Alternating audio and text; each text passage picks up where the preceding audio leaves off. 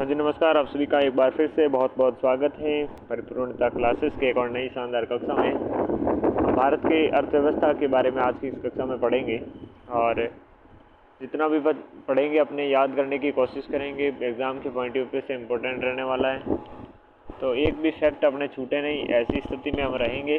कोशिश यही रहनी चाहिए अपनी। तो शुरू करते हैं। किसी भी अर्थव्यवस्था में अपने कृषि इम्पोर्टेंट होती है, तो कृषि क्षेत्र से शुरू करते हैं। 3 वृहद क्षेत्र होते हैं किसी भी अर्थव्यवस्था के उत्पादन में। कितने क्षेत्र होते हैं? 3 क्षेत्र होते हैं प्रमुख रूप से। और ये क्षेत्र जिनमें से पहला हो गया कृषि संबंधी, दूसरा हो गया उद्योग संबंधी और तीसरा हो गया सेवा संबंधी। तो सेवा संबंधी, उद्योग संबंधी और कृषि एवं संबंधी आपके क्षेत्र हैं। इन वृहद क्षेत्रों में विभिन्न उप क्षेत्रों को सम्मिलित किया जाता है, ये बात आपको पता है। जैसे कि कृषि क्षेत्र हैं और उद्योग क्षेत्र हैं और सेवा क्षेत्र हैं। तो इनमें फसल क्षेत्र है, ये कृषि में आएगा फसल, पशुपालन, मत्स्यन और वानिकी एवं लॉगिंग। लॉगिंग आपके प्राथमिक जो व्यवसाय होता है इसमें आता है, ठीक है ना। और उद्योग क्षेत्र में देखें तो उद्योग क्षेत्र में आपके खनन एवं उत्खनन, खनन एवं उत्खनन हो गया। फिर मैन्युफैक्चरिंग, विनिर्माण, बिजली, गैस व जलापूर्ति, यह भी उद्योग क्षेत्र में आएगा। फिर निर्माण का क्षेत्र, ये सारे अपने उद्योग क्षेत्र में आएंगे। वहीं अगर बात करें व्यापार, होटल और जलपान गृह, ये सेवा क्षेत्र में आएंगे। परिवहन, भंडारण और संचार सेवाएं हैं। वित्तीय सेवाएं हैं। स्थावर संपदा है। आवासीय गृहों का स्वामित्व है और पेशेवर सेवाएं हैं। लोक प्रशासन की सेवाएं हैं और अन्य सेवाएं हैं। ये सारी सेवा क्षेत्र के अंतर्गत आएगी। खनन एवं उत्खनन हो गया, मैन्युफैक्चरिंग या विनिर्माण हो गया, बिजली एवं गैस जलापूर्ति हो गया, ये सारे उद्योग क्षेत्र में है। निर्माण का क्षेत्र भी आपके उद्योग क्षेत्र में है। तो कृषि क्षेत्र, उद्योग क्षेत्र और सेवा क्षेत्र, सारों में अलग अलग हमें देखने को मिलता है वर्गीकरण।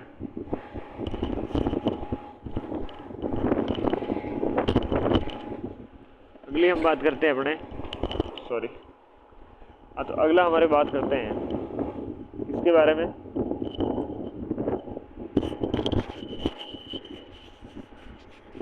भारतीय अर्थव्यवस्था में उत्पादन के दृष्टिकोण से सबसे कम योगदान कृषि क्षेत्र का है।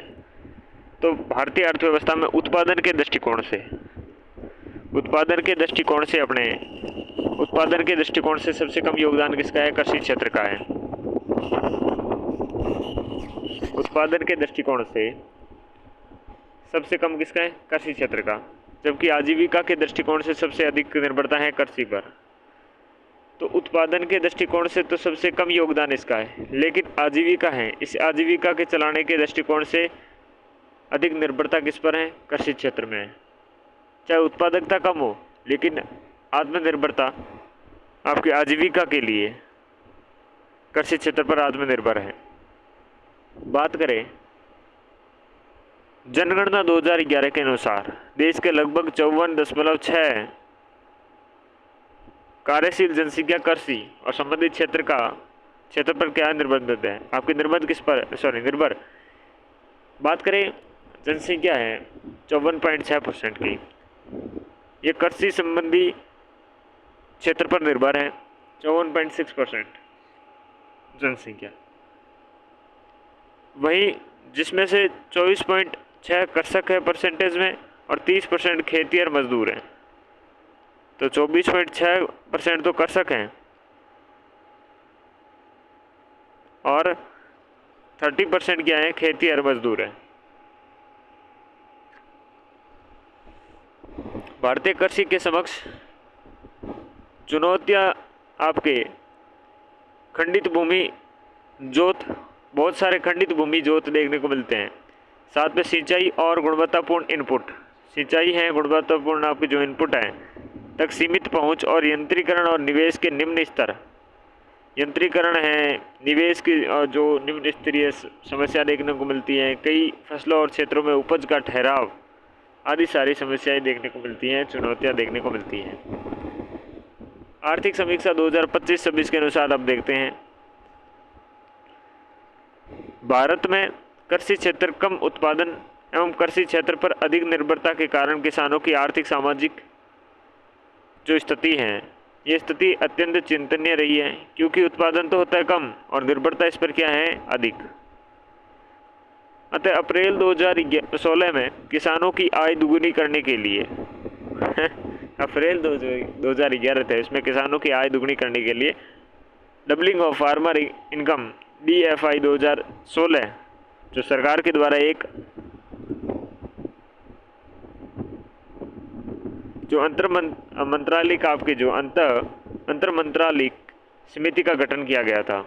इस समिति ने सितंबर 2018 में अपनी रिपोर्ट प्रस्तुत करते हुए किसानों की आय बढ़ाने के लिए 7 आपके स्रोत जिन्हों का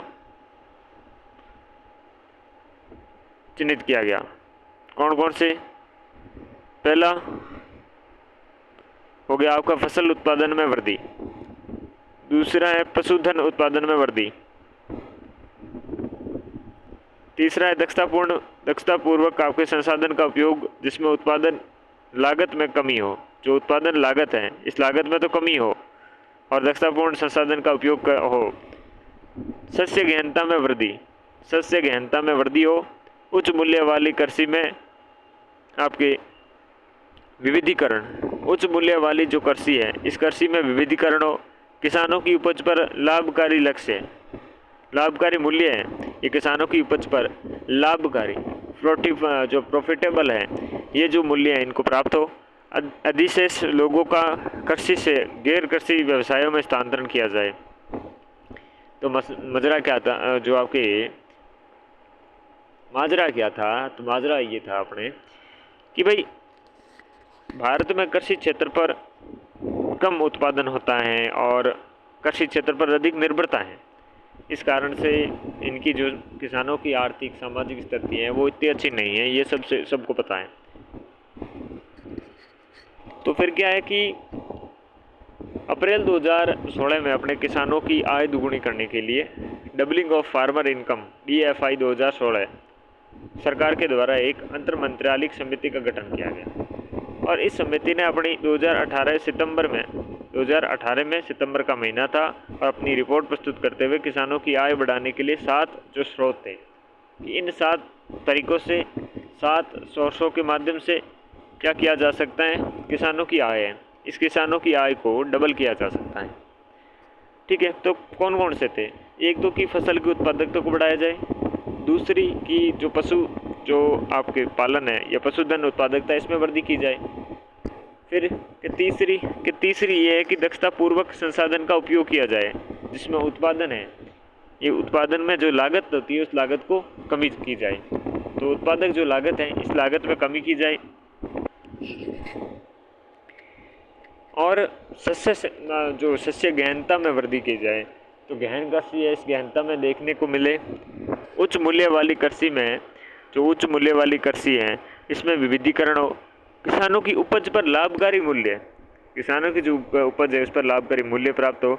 अधिशेष लोगों का कृषि में गैर कृषि व्यवसायों में, जो अधिशेष लोग हैं उन लोगों का कृषि से गैर कृषि जो व्यवसाय उसमें स्थानांतरण किया जाए ताकि इस पे वजन अपने निर्भरता है वो कम की जाए, उस टैलेंट को कहीं और यूज़ लिया जाए, उस पर जो काम है वो कहीं दूसरे अर्थव्यवस्था में बढ़ाने वाले भागों में इससे में यूज़ लिया जाए।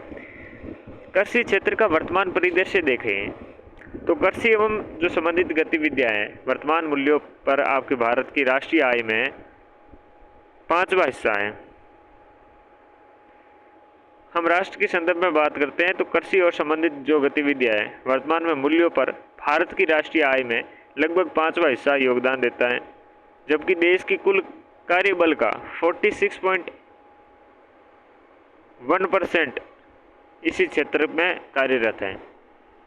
तो आपके टोटल कार्यरत की देखें तो कार्यरत इस क्षेत्र में बहुत सारे लोग हैं, वो परसेंटेज में बहुत सारे हैं कि 46.1% इसमें कार्यरत हैं। कृषि में क्षेत्र में वृद्धि दर देखें तो अपने 25-26 हैं, जिसमें 3.1% की कृषि क्षेत्र में वृद्धि दर हुई। फिर हम बात करें 4.6 की %, ये है आपके 24-25 में। कब है? 24-25 में।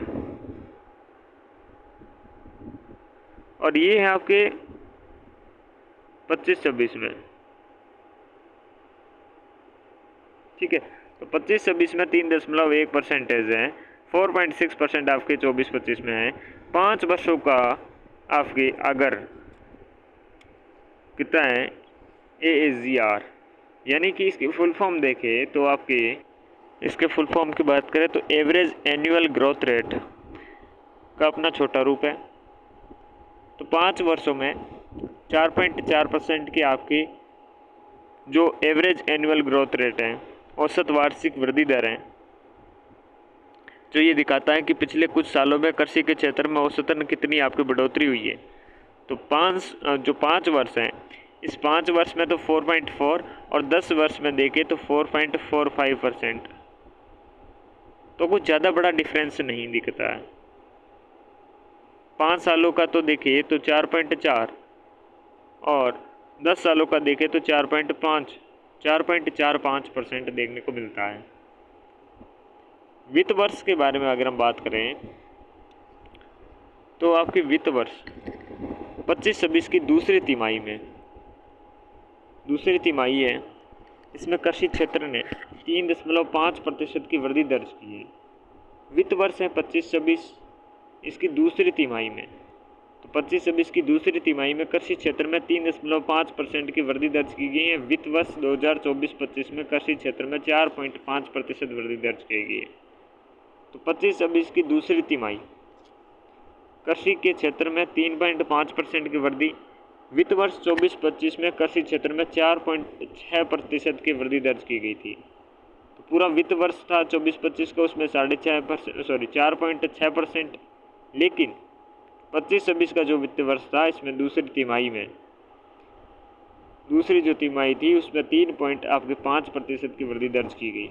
पिछले 5 वर्षों के दौरान आपके जो स्थिर मूल्यों पर कृषि और संबंधित क्षेत्र की औसत वार्षिक वृद्धि दर पर 4.4% रही है। दशक की वृद्धि दर 4.45% अपने वित्त वर्ष 26 से लेकर 2016 से लेकर 25 तक रही है, जो पिछले दशकों की तुलना में सर्वाधिक है। जो मुख्यतः आपके देखिए पशुपालन का 7.1% और मत्स्य और जलीय जो कृषि क्षेत्र है उसमें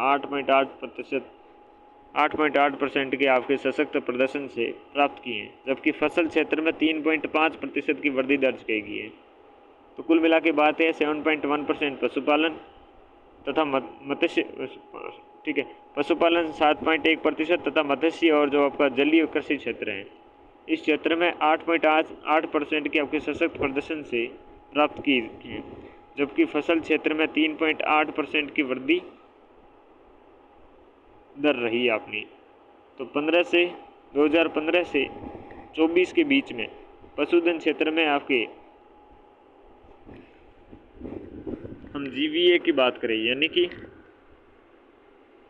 ग्रोस वैल्यू एडेड, सकल मूल्य वर्धित, ग्रोस वैल्यू एडेड यानी कि सकल मूल्य वर्धित देखें तो इसका मतलब यही होगा कि किसी भी सेक्टर है, जैसे अपना कृषि का सेक्टर की बात कर रहे हैं तो इस कृषि के सेक्टर को ही ले लीजिए, तो इसमें अपने उत्पादन के दौरान जोड़ी गई कुल वैल्यू, तो उत्पादन है उस उत्पादन के अनुसार जब जोड़ी गई अपनी कुल जो वैल्यू है यही अपने क्या है ग्रोस वैल्यू एडेड कहलाती हैं। तो आपके 2015 से लेकर 2024 के बीच पशुधन क्षेत्र में आपकी ग्रोस वैल्यू एडेड लगभग 195% बढ़ा, जिसकी वर्तमान मूल्य पर आपके CAGR संयुक्त वार्षिक वृद्धि दर आपके जो वार्षिक वृद्धि दर है जिसपे 12.77% रहा। 2014 से लेकर 25 के दौरान मछली जो उत्पादन है इस मछली उत्पादन में 140% से अधिक की वृद्धि हुई है। पशुपालन में अपने कितने की हो रही है? 15 से लेकर 24 तक 195%, और 14 से लेकर 25 तक आपके मछली उत्पादन में 140% के अधिक की वृद्धि हुई है। कृषि एवं संबंधित गतिविधियों के औसत वार्षिक दर AGR हैं, इसके समान अवधि में 2.9% के जो वैश्विक औसत से अधिक है। तो कृषि एवं संबंधित जो गतिविधियां हैं उसमें औसत वार्षिक वृद्धि दर AGR है, जो आपकी एवरेज ग्रोथ रेट है, तो समान अवधि में 2.9% वैश्विक औसत से अधिक रही है। 2025-26 के प्रथम अग्रिम जो अनुमान है उसके अनुसार देखें तो स्थिर कीमतों पर और प्रचलित कीमतों पर हम बात करें तो कृषि और उप क्षेत्र है उसके 3.1%, और जो स्थिर कीमतों पर है और प्रचलित कीमतों पर है 0.8% की। प्राथमिक क्षेत्र में स्थिर कीमतों पर 2.7% और प्रचलित पर है 0.2%। खनन और उत्खनन में आपके माइनस में 0.7% स्थिर कीमतों पर है और -6.0% प्रचलित कीमतों पर है। प्राथमिक क्षेत्र इज इक्वल टू आपके कृषि व उप क्षेत्र, जिसमें पशुपालन, वानिकी व मत्स्य पालन, साथ में खनन व उत्खनन, ये प्राथमिक क्षेत्र हो गए आपके। 25-26 में प्रचलित कीमतों पर विभिन्न क्षेत्रों का योगदान रहा। तो क्षेत्र आपके 3 क्षेत्र देखने को मिलते हैं। प्राथमिक क्षेत्र में 18.3% रहा। प्रचलित जो कीमतें हैं उस पर विभिन्न क्षेत्रों का योगदान देखिए तो प्राथमिक क्षेत्र में 18.3%, द्वितीयक क्षेत्र में 25.3%, वहीं तृतीय क्षेत्र में 56.4%, प्राथमिक 18.3%। सारों को मिलाएंगे तो आपकी क्या हो जाएगा? 100%। तो 100% का डिवाइडेशन है प्राथमिक, सेकेंडरी और थर्ड में अपने 18.3, 25.3, 56.4%। कृषि उत्पादन सूचकांक के देखिए, आधार वर्ष है 7-8, अपना 2007-8 है जिसमें 100 है। इस आधार से देखें तो 2024-25 में कृषि उत्पादन सूचकांक में खाद्यान्न है 165.3, वहीं गैर खाद्यान्न में 176 और सभी खाद्य वस्तु में 170.6। तो ये हो गया आपके कौन से खाद्यान्न, ये हो गया गैर खाद्यान्न 176, ये हो गया सभी खाद्य वस्तुएं 170.6। आधार वर्ष है 2007-8। कृषि उत्पादन जो सूचकांक बढ़ रहे हैं 100 आधार पे लेकर बात कर रहे हैं, तो इतना आपकी वृद्धि देखने को मिलती है। तो ये अपना तुलना वर्ष होगा, यानी कि कृषि के कुछ ऐसे अपने सूचकांक लिए जाते हैं जिसमें ये हम कंपैरिजन कर सके कि उस वर्ष से कितनी हमने ग्रोथ की रही है। तो ये 7-8 वर्ष को 7-8 जो अपना 2007-8 है इसको हम आधार वर्ष लेते हैं, 100 का मापन लेते हैं और उसके बाद में हम देखते हैं कि खाद्यान्न, गैर खाद्यान्न और सभी खाद्य वस्तुएं इन पर इस वर्ष में जो विशेष रूप से जो वर्ष होता है जैसे कि 24-25 है, इसमें क्या आपके इस पर प्रोग्रेस रही, किस प्रकार का परफॉर्म रहा, ठीक है ना। भूमि उपयोग के बारे में देखें तो 2022-23 भूमि उपयोग में कृषि भूमि आपकी 59%, तो 59% आपकी क्या है? कृषि भूमि है। शुद्ध बोया गया क्षेत्रफल है 42.8%, 42.8% क्या शुद्ध बोया गया। शस्य गहनता है 155.9%।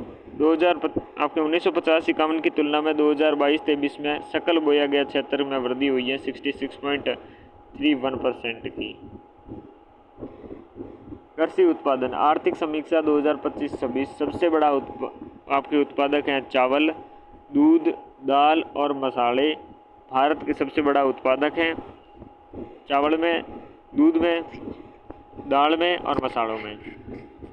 गेहूं है, कपास है और गन्ना है, इसमें सेकेंड रैंक पर है। तो पहले पे चावल, दूध, दाल व मसाले, सेकेंड पे गेहूं, कपास व गन्ना।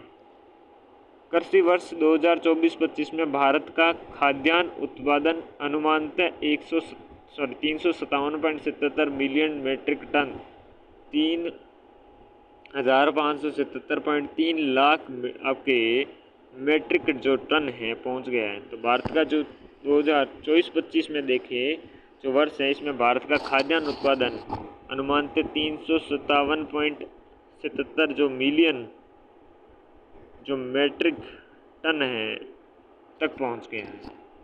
पिछले वर्ष की तुलना में 254 LMT अधिक हैं। 254.3 आपके जो LMT है वो अधिक है। तीन सबसे बड़े उत्पादक राज्य 2024-25 में देखते हैं। चावल के क्षेत्र में देखें तो यूपी सबसे हैं ज़्यादा। गेहूं के क्षेत्र में देखें तो है उत्तर प्रदेश। आपके इम्पोर्टेंट कौन सी चीज़ बैठती हैं वही चीज़ें देख रहे हैं। चावल के लिए यूपी, गेहूं के लिए यूपी, मक्का के लिए है मध्य प्रदेश, मोटे अनाजों के लिए राजस्थान 14.78%, चना के लिए है महाराष्ट्र, कुल दलहनों के लिए है मध्य प्रदेश और चना और कुल दलहनों के लिए थर्ड रैंक पे है राजस्थान। कुल खाद्यान्नों में है यूपी, मूंगफली में है गुजरात, सेकंड पर है राजस्थान 17.89% के साथ। रेपसीड और सरसों है जिसमें राजस्थान फर्स्ट में है 42.79% के साथ। सोयाबीन में महाराष्ट्र है। कुल तिलहन में राजस्थान है जो 21.41% है। गन्ना में यूपी है। कपास में महाराष्ट्र है अपने। ओके, तो ये इस प्रकार से रैंकिंग है आपके उत्पादन के क्षेत्र में। जो प्रमुख अनाज है उसमें कौन सा स्टेट टॉप पे है। राजस्थान की भी साथ में थोड़ी संदर्भ में देख लिया। बाकी राजस्थान का इको सर्वे पढ़ा था हमने, अच्छे से ये सारी चीज़ें देखी थी। अनाज मक्का, सोयाबीन और दलहनों सहित कई फसलों की पैदावार अभी भी वैश्विक औसत से कम है। अब अनाज हुआ, मक्का हुआ, सोयाबीन हुआ, दलहन हुआ सहित कई फसलें हैं जहाँ की पैदावार अभी भी वैश्विक जो औसत है उससे कम है। कृषि लागत एवं मूल्य आपके जो आयोग है CACP की एक रिपोर्ट दर्शाती है कि पश्चिम बंगाल, उत्तर प्रदेश, तेलंगाना, ओडिशा, आंध्र प्रदेश, तमिलनाडु जैसे कई प्रमुख धान उत्पादक राज्यों के प्रति हेक्टेयर उपज राष्ट्रीय औसत से कम रही हैं। प्रमुख धान उत्पादक जो राज्य हैं यहाँ पर भी प्रति हेक्टेयर उपज है राष्ट्रीय औसत से कम रही हैं। ये आपके कृषि लागत एवं मूल्य आयोग CACP के रिपोर्ट दर्शाती हैं। धान और गेहूं दोनों के उत्पादन में पंजाब देश में शीर्ष स्थान पर रहा। धान है यानी कि चावल और गेहूं दोनों के उत्पादन में पंजाब देश में प्रथम रहा। MP और गुजरात दलहन के शीर्ष उत्पादक राज्य हैं। MP है और गुजरात है दलहन के शीर्ष उत्पादक राज्य हैं। अन्य राज्यों की तुलना में अधिक पैदावार है। तो क्या लगता है आपको ये रिपीट नहीं करेंगे? जरूर करेंगे।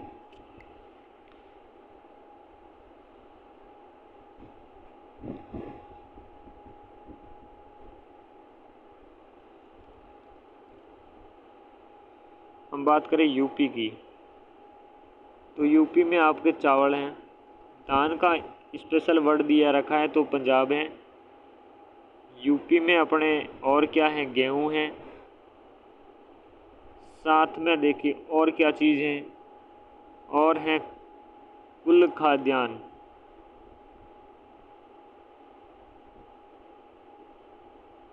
कुल खाद्यान्न हो गया। और किस चीज़ का है भाई साहब? और है गन्ना। और क्या है? और है गन्ना।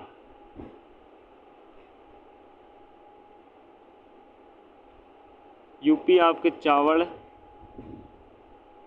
दिक्कत क्या है? चावल, गन्ना, कुल खाद्यान्न और गेहूं इस पे हैं टॉप में।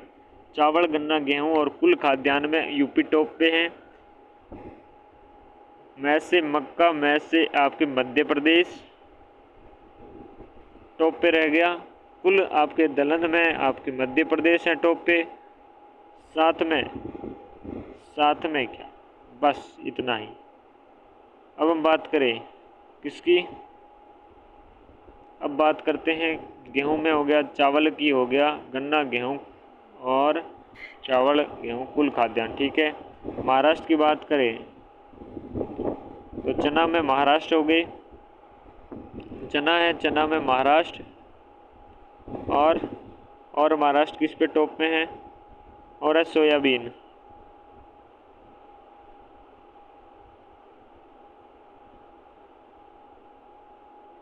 सोयाबीन, चना, सोयाबीन, महाराष्ट्र MH।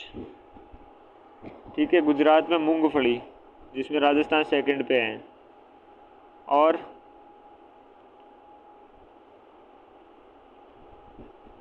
अब हम राजस्थान की बात करें तो कुल तिलहन राजस्थान में टॉप है, और रेपसीडी और सरसों हैं, मोटे अनाज हैं, इनमें राजस्थान टॉप पे है।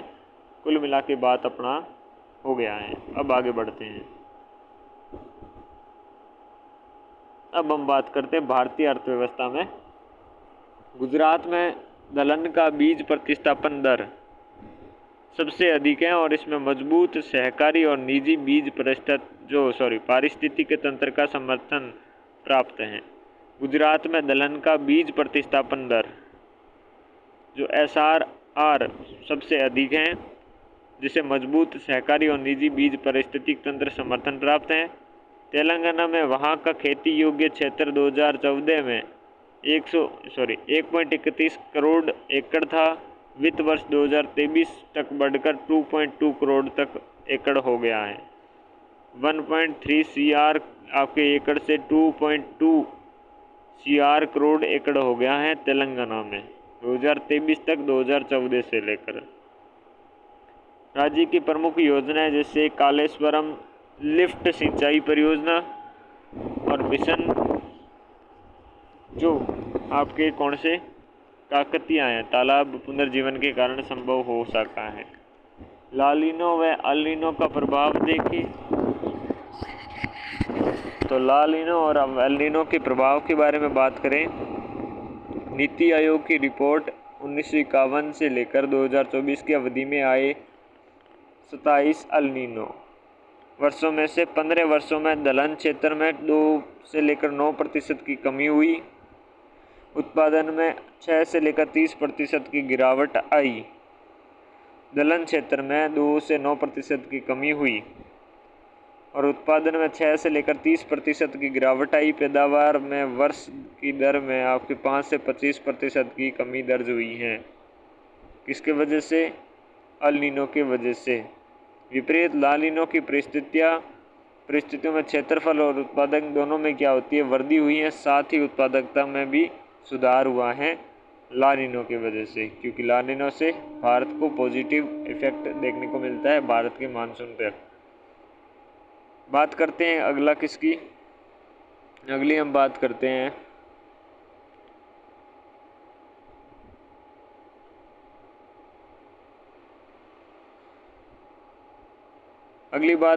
भारत में कृषि क्षेत्र में वृद्धि एवं विकास के हेतु प्रयास। कृषि शासन में राज्य स्तरीय नवाचारों के बारे में देखते हैं। तो पहली, भूमि एवं संसाधन शासन। आंध्र प्रदेश ने drone continuously operating reference station तथा GIS का उपयोग करते हुए आंध्र प्रदेश पुनः सर्वेक्षण परियोजना 2021 लागू की गई, जिसके अंतर्गत छेड़छाड़ रोधी डिजिटल भूमि पट्टे जारी किए गए। बिहार ने मुख्यमंत्री समेकित चौर विकास योजना 2025 से शुरू की, जिसका उद्देश्य चौर भूमि जलमग्न भूमि है, जिसमें बरसात के समय पानी जमा होता है, उसका मत्स्य पालन हेतु विकास करना। ये सारे भूमि एवं संसाधन के शासन के लिए योजनाएं हैं। आंध्र प्रदेश ने ड्रोन और कंटिन्यूसली ऑपरेटिंग रेफरेंस स्टेशन और GIS का उपयोग करते हुए आंध्र प्रदेश पुनः सर्वेक्षण परियोजना लागू की, जिसके अंतर्गत छेड़छाड़ रोधी जो डिजिटल भूमि है उसमें पट्टे जारी किए गए। बिहार ने मुख्यमंत्री समेकित चौर विकास योजना जो 2025 की शुरू की गई, जिसका उद्देश्य क्या रहा? चौर भूमि यानी कि जो जलमग्न जो भूमि है उसको चौर भूमि कहते हैं। बरसात के समय पानी जमा हो जाता है, उसका मत्स्य पालन हेतु विकास करना। अगली है बाजार सुधार। MP के सौदा पत्रक जो पहल है 2021 ने डिजिटल प्लेटफॉर्म के माध्यम से किसानों की सीधे आपके MSP जो आधारित खरीद को सक्षम बनाया है, और साथ में मंडियों से भीड़ कम हुई है और भुगतान में पारदर्शिता आई है। बाजार सुधार MP में बाजार के सुधारों के लिए प्रमुख योजनाओं में सौदा पत्रक पहल है 2021, जो किसके द्वारा? MP के द्वारा लाई गई, जो डिजिटल प्लेटफॉर्म के माध्यम से किसानों को थोड़ा इजी गोइंग किया है, चाहे MSP लागू करना हो, चाहे किसी मंडियों में भीड़ कम करना हो। आंध्र प्रदेश में ई फॉर्म आपके जो मार्केट हैं प्लेटफॉर्म ने रायतु भरोसा केंद्रों के माध्यम से किसानों और व्यापारियों को आपस में जोड़ा है। तो आंध्र प्रदेश के ई फॉर्म मार्केट प्लेटफॉर्म ने रायतु भरोसा केंद्रों के माध्यम से किसानों और व्यापारियों को आपस में जोड़ा है। भूमि और संसाधन के शासन के लिए हमने आंध्र प्रदेश के देखा, बिहार के जो एक योजना थी वो देखी, मतलब नवाचार देखा। बाजार सुधार के लिए हमने चीज़ें देखी एमपी और आंध्र प्रदेश की। फिर जल प्रबंधन के बारे में देखते हैं। जल प्रबंधन को लेकर असम राज्य सिंचाई योजना 2022 का उद्देश्य नई योजना और सौर पंपों का माध्यम से सिंचाई कवरेज का विस्तार करना। असम राज्य जो सिंचाई भी योजना है 2022, इसका उद्देश्य क्या है कि नई जो योजनाएं हैं और सौर जो पंप हैं, इन पंपों के माध्यम से सिंचाई कवरेज क्या है, सिंचाई जो कवरेज है, इस सिंचाई कवरेज का क्या करना है, विस्तार करना है। सिंचाई कवरेज का विस्तार करना है।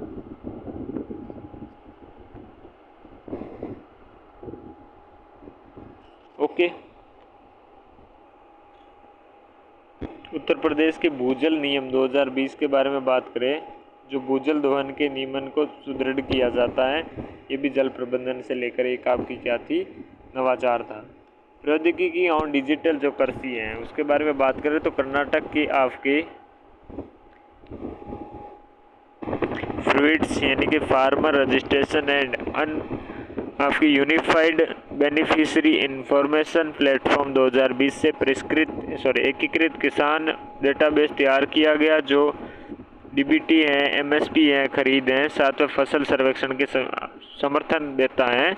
कौन सा प्रौद्योगिकी एवं डिजिटल जो कृषि के क्षेत्र में आपके कर्नाटक का आपके फ्रूट्स जो है इसके माध्यम से। झारखंड में ये आपके जीआईएस आधारित climate smart agriculture and agri stack योजना 2024 शुरू की गई है, जिसका उद्देश्य खेल स्तरीय ट्रैकिंग और जलवायु सूचित योजनाओं के सक्षम बनाना है। तो झारखंड में जीआईएस आधारित क्लाइमेट स्मार्ट एग्रीकल्चर एंड आपके जो एग्री स्टेक योजना है 2024, जिसके उद्देश्य क्या है, खेत की स्तरीय ट्रैकिंग और जलवायु सूचित योजना को सक्षम बनाना है। भू सुधार से संबंधित देखें तो जमींदारी प्रथा का उन्मूलन है। स्वतंत्रता के पश्चात विभिन्न जो जमींदारी हैं, ये जमींदारी उन्मूलन कानून बनाए गए और जमींदारों की भूमि सीधे क्या है, किसानों को हस्तांतरित की गई। भूमि जोत की अधिकतम सीमा का निर्धारण किया गया। प्रत्येक व्यक्ति की कृषि भूमि के स्वामित्व की अधिकतम सीमा का निर्धारण किया गया तथा बड़े आपके स्वामी थे उनके अतिरिक्त भूमि सरकार के द्वारा जब्त करके छोटे किसानों और भूमिहीन किसानों में बांटने का प्रयास किया गया, जिसके तहत 2 करोड़ किसानों को काश्तकार जमींदारों द्वारा किए जा रहे शोषण से मुक्त करते हुए जेसी कुमारप्पा समिति ने सर्वप्रथम ये सिफारिश की कि एक जमींदार अधिकतम कितनी भूमि रख सकता है। तो भूमि जोत के अधिकतम सीमा का निर्धारण करने से और जमींदार प्रथा का उन्मूलन करने, ये सारी चीज़ें देखने को मिली। जोतों की चकबंदी, भू जोतों के उप विभाजन और विखंडन के रोकने के लिए जोतों की चकबंदी व्यवस्था लागू की, जिसमें किसान के गांव में अलग अलग स्थानों पर कई जो छोटे भूखंडों में खरीद या विनिमय के माध्यम से बड़े भूखंडों के जोड़ा गया। और पंजाब हरियाणा में जैसे चकबंदी अनिवार्य थी, न कि सभी राज्यों में स्वैच्छिक।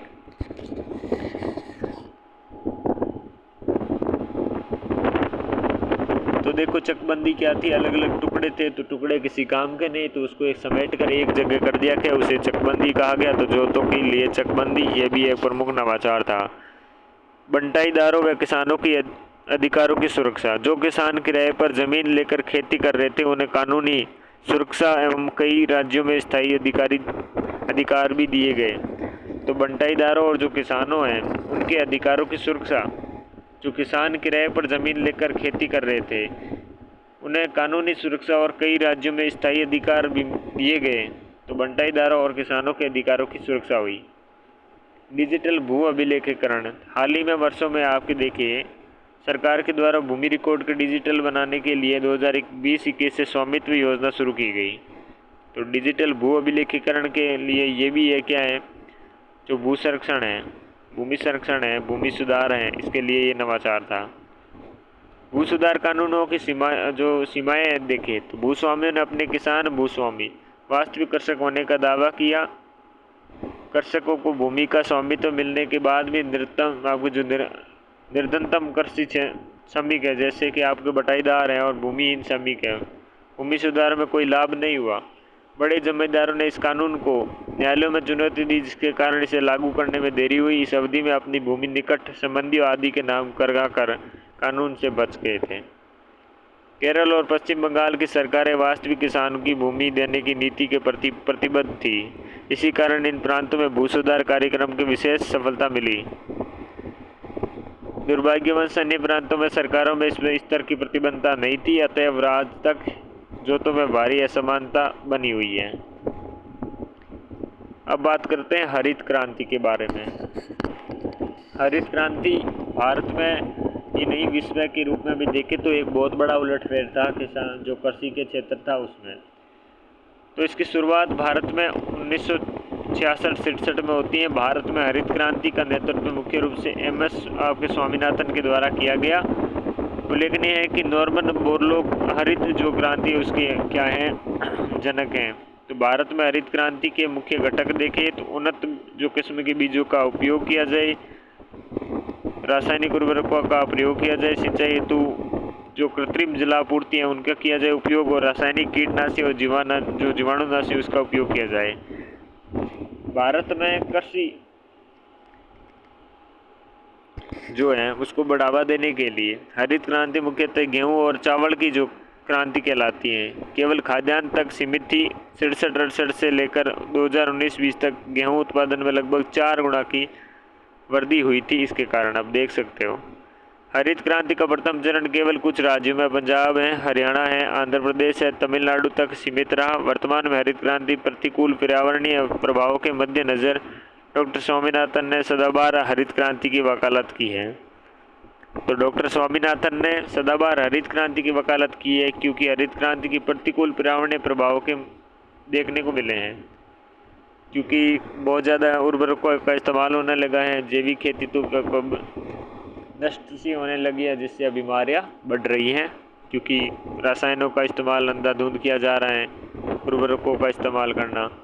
तो बीजों का लाभ केवल गेहूं पैदा करने वाले क्षेत्रों में ही मिल पाया है। उर्वरक सब्सिडी के बारे में बात करें तो उर्वरक सहायिका यानी कि सब्सिडी दिए जाने का उद्देश्य गरीब किसानों की कृषि लागत को कम करना और कृषि उत्पादक को बढ़ावा देना। 2011-12 में और 2020-21 के बीच कृषि क्षेत्रों को दी जाने वाली सब्सिडी दोगुना से अधिक हो गई है, जिसमें सबसे तेजाबती वृद्धि है जो उर्वरक और बिजली में देखी गई है। लाख टन में 2024-25 और 25-26 जो अक्टूबर 2025 तक के बारे में बात करेंगे। उत्पादन के बारे में बात करते हैं 24-25 में आपके 220.69 और 128 पॉइंट आपकी 32 है, जो ये 25 अक्टूबर 2025 तक है। ठीक है ना।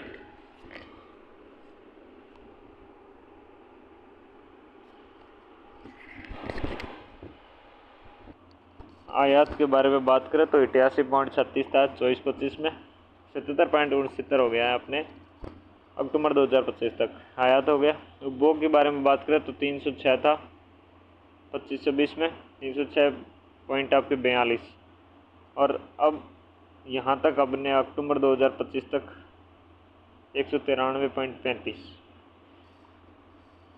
उपयोग का पुनः अभिमुखीकरण देखें तो कृषि विज्ञान द्वारा भारतीय किसानों द्वारा उपयोग किए जा रहे नाइट्रोजन, फॉस्फोरस और पोटास के अनुपात है 4:2:1। नाइट्रोजन, फॉस्फोरस और पोटास 4:1। ठीक है। 2009-10 में NPK अनुपात देखें तो 4:3,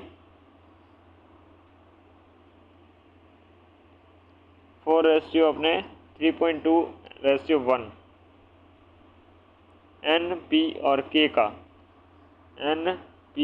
K का अपने ये जो रेशियो हैं, नाइट्रोजन आपके फॉस्फोरस और पोटास इसका अनुपात कब का? 9:10 का। 4:3.2:1।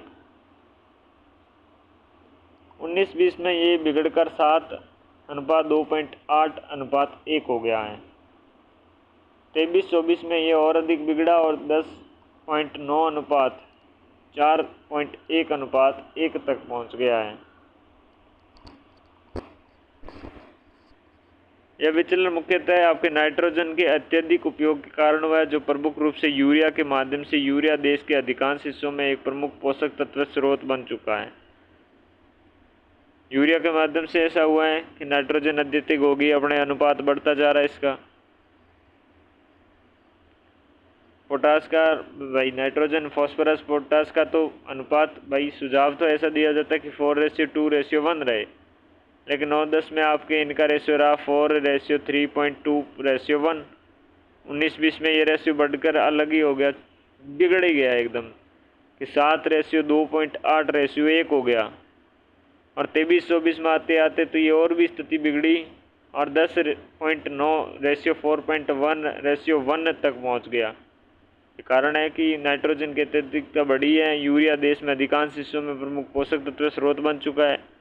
नाइट्रोजन के अधिक जो मात्रा है उसमें मिट्टी की कार्बनिक पदार्थ है वो घटते जा रहे हैं। सूक्ष्म पोषक तत्व हैं उसके श्रेय की तेजी करती हैं, मिट्टी की संरचना कमज़ोर करती है, नाइट्रोजन के भूजल में रिसाव बढ़ाती हैं।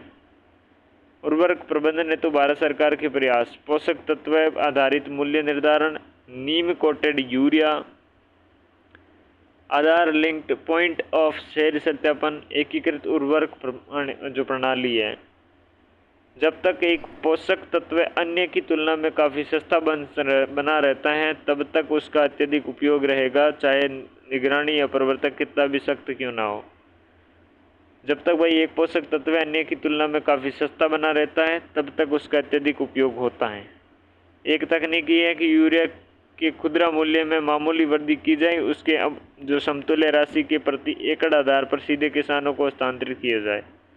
एक तरीका तो ये है कि यूरिया की जो खुदरा मूल्य है उसमें मामूली क्या की जाए, वृद्धि की जाए और जिसके समतुल्य राशि को कृषि के एकड़ आधार पर सीधे किसानों को हस्तांतरित किया जाए।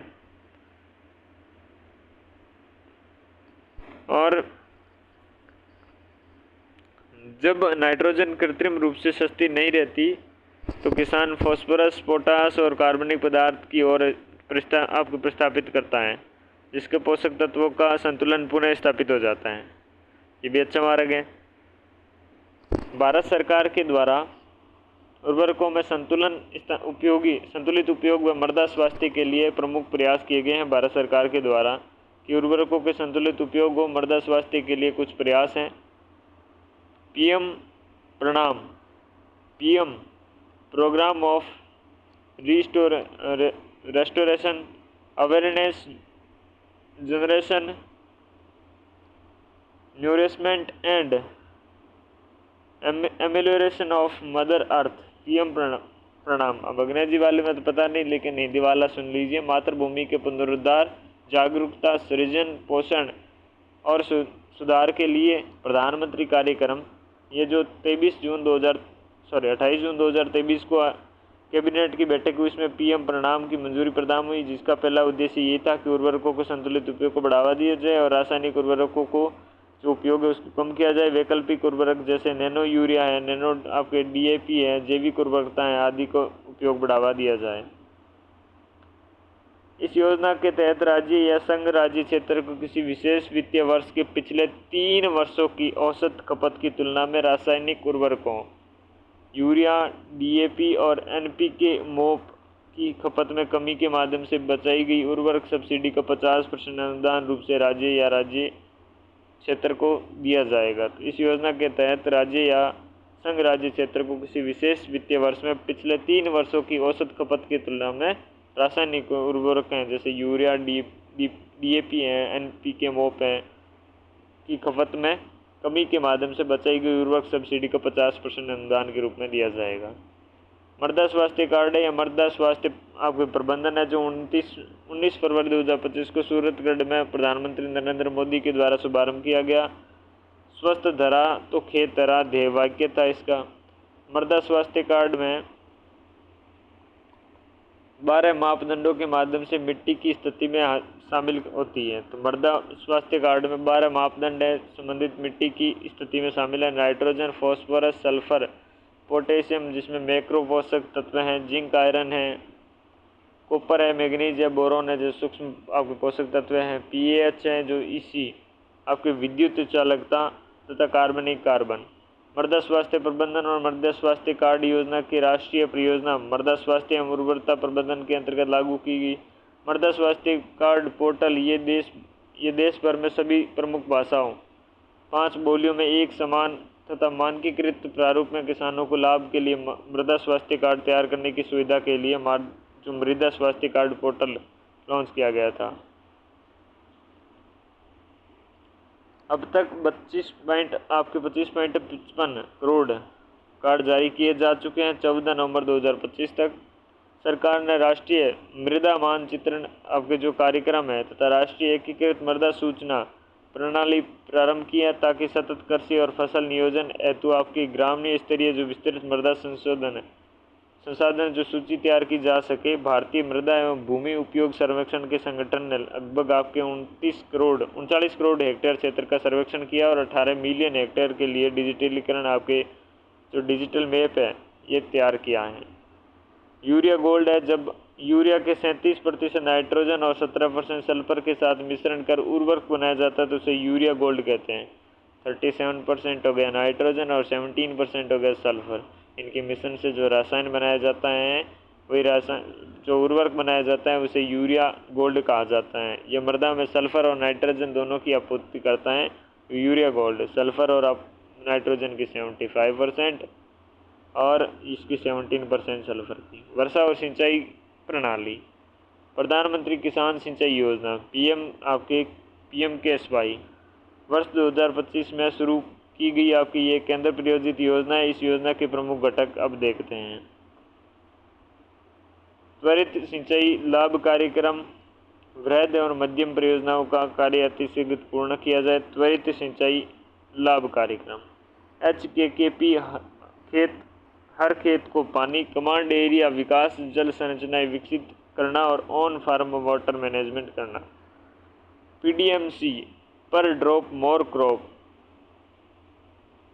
रिज एरिया ट्रीटमेंट, रिसाव को रोकना, बूंद बूंद सिंचाई, on farm water management.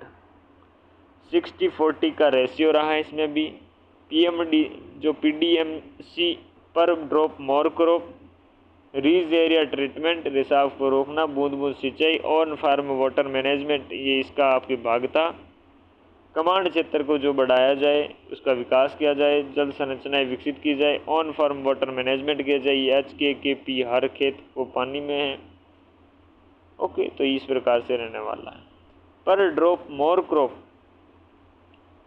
PDMC 2015-16 केंद्र सरकार ने जल दक्षता को बढ़ावा देने के लिए प्रधानमंत्री कृषि सिंचाई योजना के एक घटक प्रति बूंद अधिक फसल PDMC पहल को लागू किया। PDMC के तहत आपके लघु सिंचाई की स्थापना के लिए छोटे और सीमांत किसानों के संबंध में परियोजना की लागत का 75% और अन्य किसानों के लिए 45% वित्तीय सहायता प्रदान की जाती है।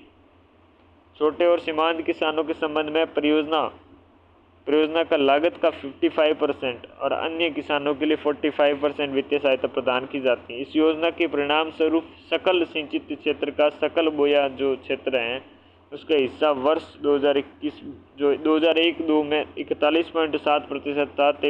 आपके 22-23 में 55.8% हो गया है।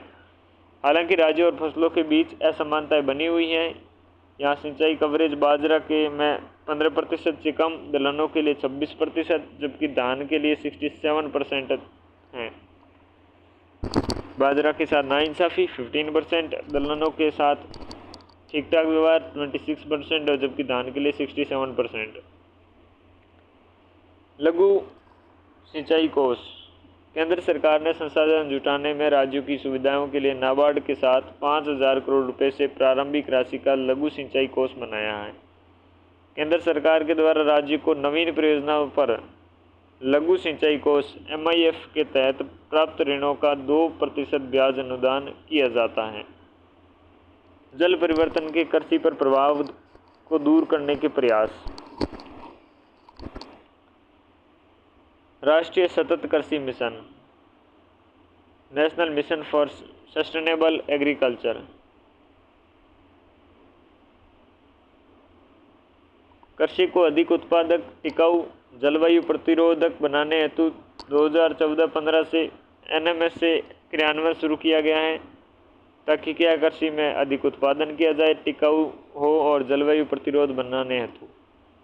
राष्ट्रीय सतत कृषि मिशन को जलवायु परिवर्तन के संबंध में राष्ट्रीय कार्य योजना के अंतर्गत 9 मिशनों में से एक माना जाता है। 9 मिशनों में से एक माना जाता है। इसके प्रमुख घटक देखें तो वर्षा आधारित क्षेत्र विकास कार्यक्रम, ऑन फार्म वाटर मैनेजमेंट, मृदा स्वास्थ्य प्रबंधन, जल वायु परिवर्तन और सतत कृषि। इसके प्रमुख घटक क्या है? वर्षा आधारित जो क्षेत्र हैं उसका विकास कार्यक्रम, ऑन फार्म वाटर मैनेजमेंट किया जाए, मृदा स्वास्थ्य प्रबंधन किया जाए, जलवायु जो परिवर्तन में सतत कृषि की जाए। वर्षा आधारित क्षेत्र विकास, वर्षा आधारित क्षेत्र विकास RAD कार्यक्रम को 2014-15 से राष्ट्रीय सतत कृषि मिशन के अंग के रूप में कृषि प्रणाली के साथ साथ प्राकृतिक संसाधनों के विकास और संरक्षण के लिए लागू किया जाता है। 21-22 में RAD योजना की राष्ट्रीय कृषि विकास योजना के एकीकृत कर दिया गया। कृषोन्नति योजना, इसका उद्देश्य है कि कृषि और सहायक क्षेत्रों में समग्र और विज्ञान आधारित विकास को बढ़ावा दिया जा सके। एक अम्ब्रेला योजना जो 8 योजनाएं शामिल हो गई है। एक हो गया NFSNM जो आपके नेशनल फूड सेफ्टी वाली होगी, और पोषण मिशन हो गया। एक राष्ट्रीय खाद्य तेल मिशन, खाद्य तेल मिशन तिलहन हो गया। एक राष्ट्रीय खाद्य तेल मिशन ऑयल पाम हो गया। एक आपकी एकीकृत बागवानी विकास मिशन हो गया। एक कृषि विस्तार पर उप मिशन हो गया। उत्तरी पूर्वी क्षेत्र के लिए mission organic value chain development हो गया। कृषि विपणन के एकीकृत योजना, साथ में डिजिटल कृषि मिशन, ये सारी इसके अंतर्गत अपने रहने वाली अम्ब्रेला योजना एक टाइप की। जैविक और प्राकृतिक खेती को बढ़ावा देने के लिए रासायन मुक्त भारत, सिक्किम ने स्वेच्छा से जैविक खेती को अपनाने के लिए, इंपॉर्टेंट क्वेश्चन बनेगा यहाँ से, किसने स्वेच्छा से जैविक खेती को अपनाया? तो सिक्किम ने। पूरी तरह से जैविक खेती करने वाले दुनिया का पहला राज्य बना है। त्रिपुरा और उत्तराखंड ने भी ये लक्ष्य निर्धारित किया है। जैविक खेती को बढ़ावा देने के लिए भारत सरकार की योजनाएं चल रही है। परंपरागत कृषि विकास योजना तो 2015 से चल रही है। ये क्लस्टर आधारित है। न्यूनतम 20 हेक्टेयर के आकार के साथ योजना है, जिसमें PGS प्रमाणन,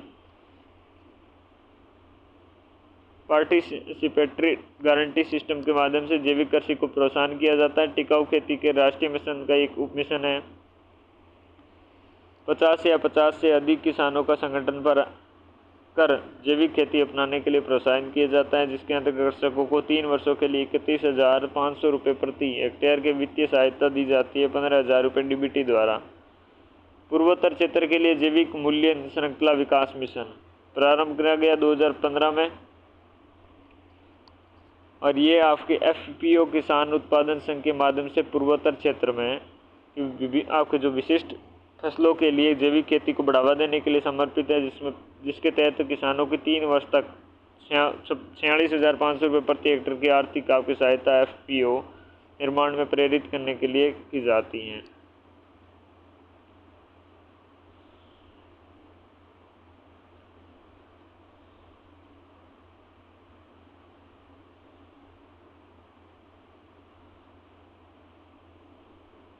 तो एक बार यहीं तक पढ़ेंगे, इसके आगे अगली क्लास में पढ़ेंगे, सारी चीज़ों को मिक्स नहीं करते हुए।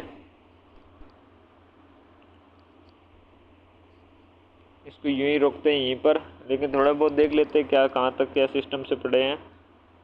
जैविक खाता जो जैविक खेती है उसको बढ़ावा देने के लिए योजनाएं पढ़ना शुरू की हैं। कुछ योजनाएं देखी हमने। कृष्णोन्नति योजना है ये देखी। वर्षा आधारित क्षेत्र विकास, ये सारे देखे हमने। जलवायु परिवर्तन पर कृषि पर जो प्रभाव को दूर करने के प्रयास किए जा रहे हैं वो देखी, और इस पे आगे बहुत सारी योजनाएं हम देख ही रहे हैं, जो नवाचार है वगैरह देख ही रहे हैं। तो इस प्रकार से देखते रहेंगे और इस प्रकार से पढ़ते रहेंगे। इस कक्षा में इतना ही, मिलते हैं अगली कक्षा में, तब तक के लिए नमस्कार।